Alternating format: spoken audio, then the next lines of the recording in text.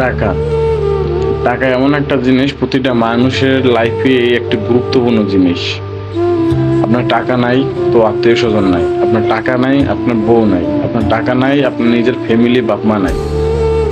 এই টাকা এতই মহব্বতের একটা জিনিস। আমি আমার নিজের একটা গল্প বলি আপনাদের।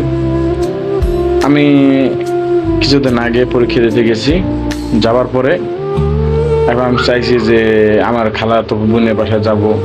কোনো সময় আমি যাইনি, মোটামুটি তার বাসায় বাচ্চা আছে, তার মেয়ে আছে, যদিও আমাদের বয়সে আমি তুই তুই করে ব্যবহার করি, আর ও আমার তুই তুই করে ব্যবহার করে, ছোটবেলা থেকে একসাথে চলাফেরা।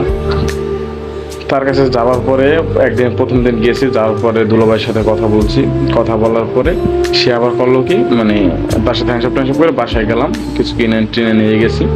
নিয়ে যাওয়ার পরে আমার খালাতো বোনের সাথে কথা কথা একদিন রাত ভালোই গেছে মোটামুটি।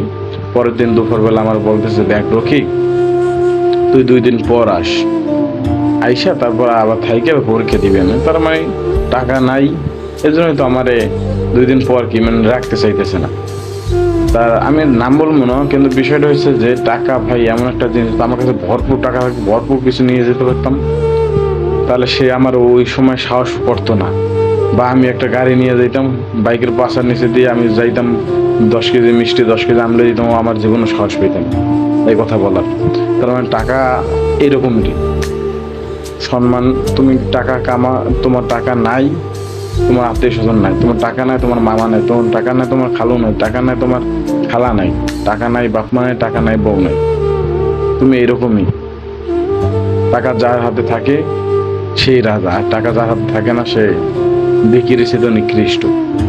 আগে জানতাম যে মানুষ আচার ব্যবহারে দুনিয়ার নিকৃষ্ট প্রাণী হয়, কিন্তু এখন জানি যে টাকার কারণে দুনিয়ার নিকৃষ্ট প্রাণী হয়।